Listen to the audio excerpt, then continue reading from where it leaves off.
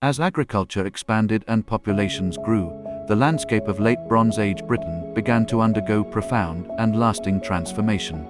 Neolithic farmers had already started clearing forests, but the truly large-scale remaking of the land took place during the Middle and Late Bronze Age. Through pollen analysis and the study of peat deposits, scientists can reconstruct thousands of years of vegetation history, and the data tells a clear story. The Bronze Age was the pivotal period in which Britain shifted from a landscape dominated by forest to one defined by farmland and pasture. This landscape revolution, which unfolded 3,000 years ago, bears a striking resemblance to debates we are still having today. Who owns the land? Who has the right to decide when a forest comes down? And when the cost of overexploitation finally arrives, who actually pays it? These questions did not disappear across the centuries. They simply put on different clothes and came back. In the uplands of southern England, particularly Dartmoor, and across the Yorkshire moors, the Bronze Age left behind a remarkable archaeological legacy of agricultural remains. The most significant of these is what scholars call the field system, or more specifically the reave system. On Dartmoor, low stone walls stretch for miles across the high ground, dividing it into regular parcels. These walls are still clearly visible on the surface today. Through systematic survey of this landscape, archaeologist Andrew Fleming demonstrated in his landmark 1988 study that these field boundaries were built in a relatively short period, around 1500 BC. The orderly planning they display points to a collective land management effort, one that likely involved a level of social organization extending well beyond the individual household or village. Fleming's work sparked a debate that has never fully settled. Was this organized land division the product of democratic negotiation, or did it reflect some form of coercive authority?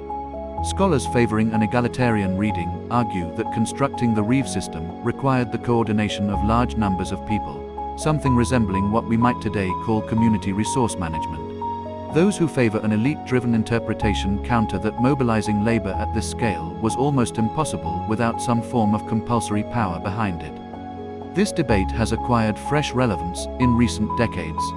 In political arguments about land privatization and common rights, people frequently invoke the prehistoric tradition of the commons as a kind of historical foundation. The trouble is that this invocation tends to rest on a simplified, sometimes outright romanticized reading of the archaeological evidence. Dartmoor itself has become one of the most contested battlegrounds for land rights in contemporary Britain.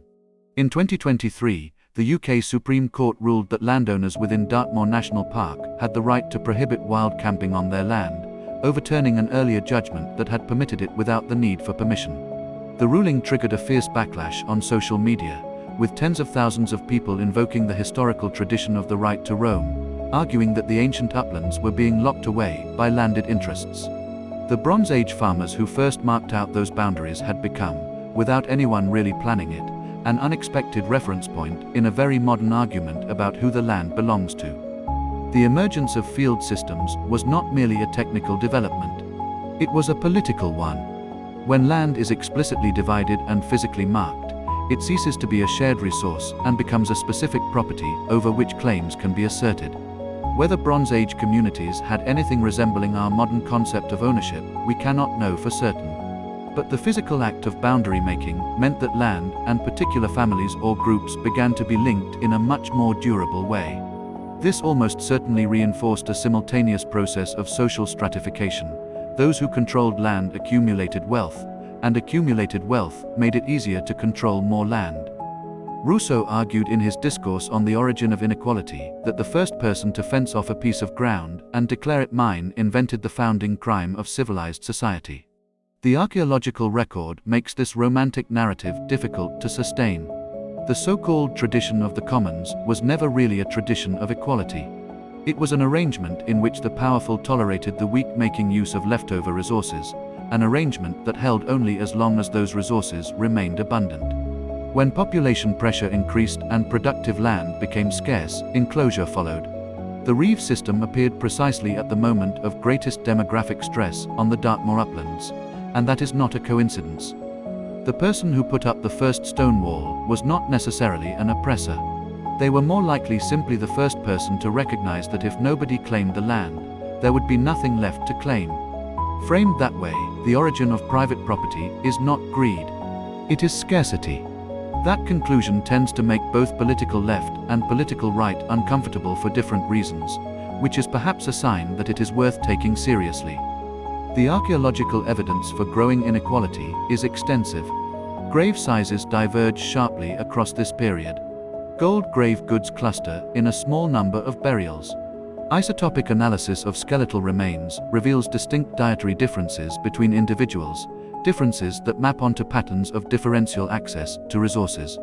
Land boundary and social hierarchy appear to have solidified in tandem, and this structural pattern repeats itself across Bronze Age societies from the British uplands to Mesopotamia to pre-Columbian America. Calling it civilization's original sin is poetically satisfying, but it is more accurate to say it is civilization's operating logic. Alongside the reorganization of land came large-scale forest clearance, and with it serious ecological consequences.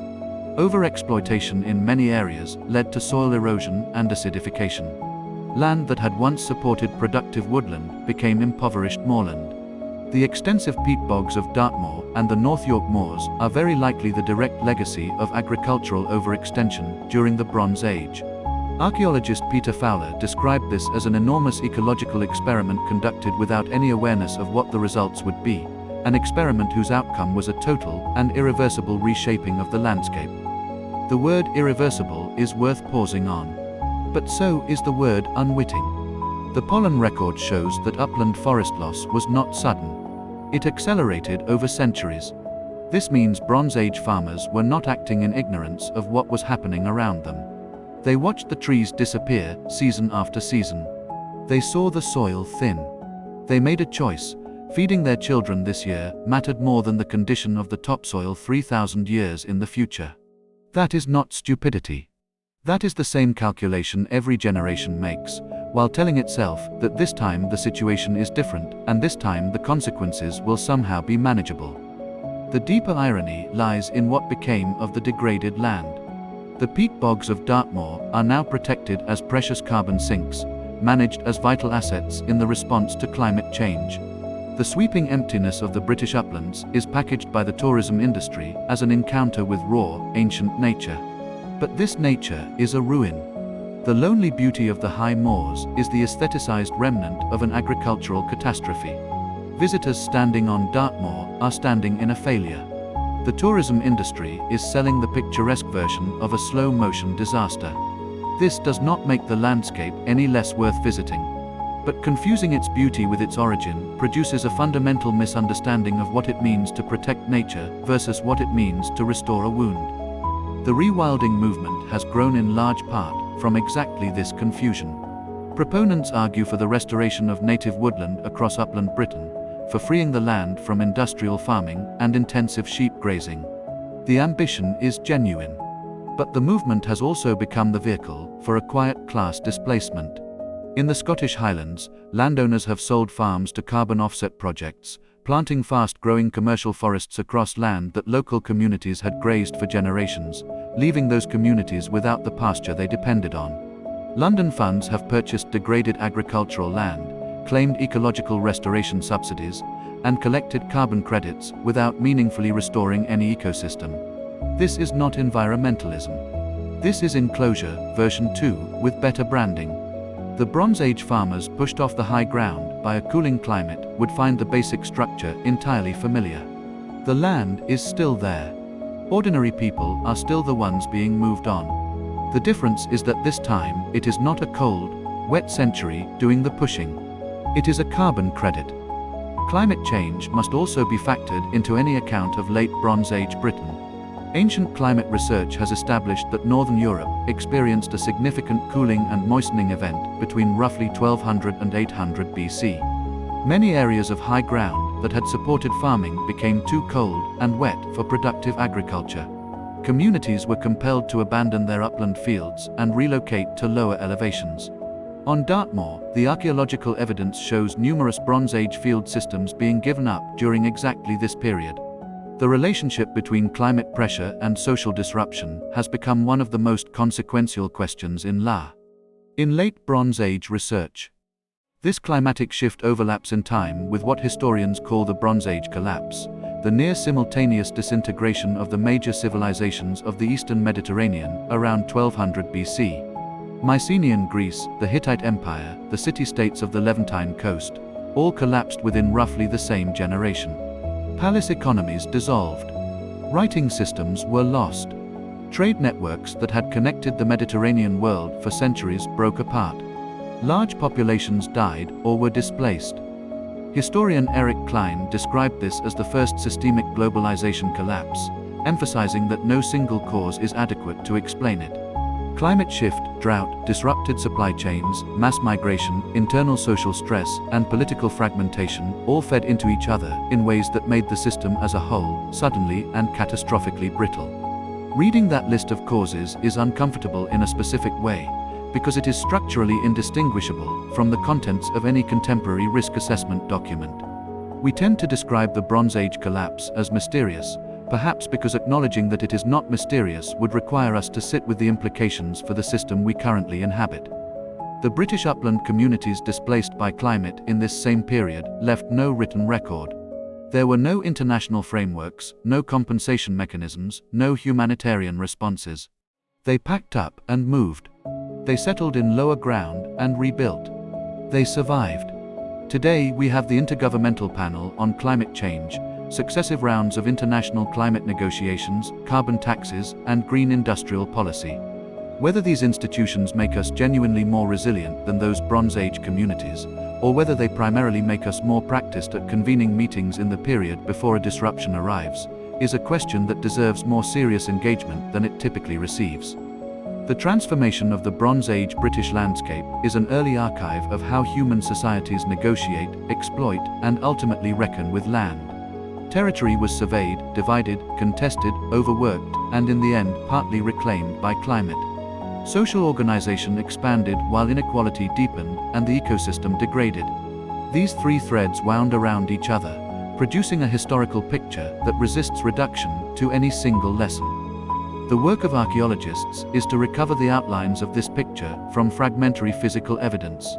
The work of the rest of us, perhaps, is to resist the temptation to turn it into a ready-made moral. The ruins of Dartmoor do not support a lament for a lost egalitarian commons. They do not support a triumphalist story about progress requiring sacrifice.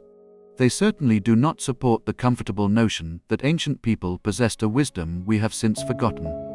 What they do support is something less tidy and more unsettling. Humans consistently underestimate the cost of remaking the world. When underestimating that cost, they consistently believe that this particular instance is different. And the cost, when it arrives, is consistently paid by people who had no part in making the decision that incurred it. The stone walls of Dartmoor are still there in the upland wind. They are 3,500 years old. They are not a conclusion. They are a point partway through a story that has not yet ended.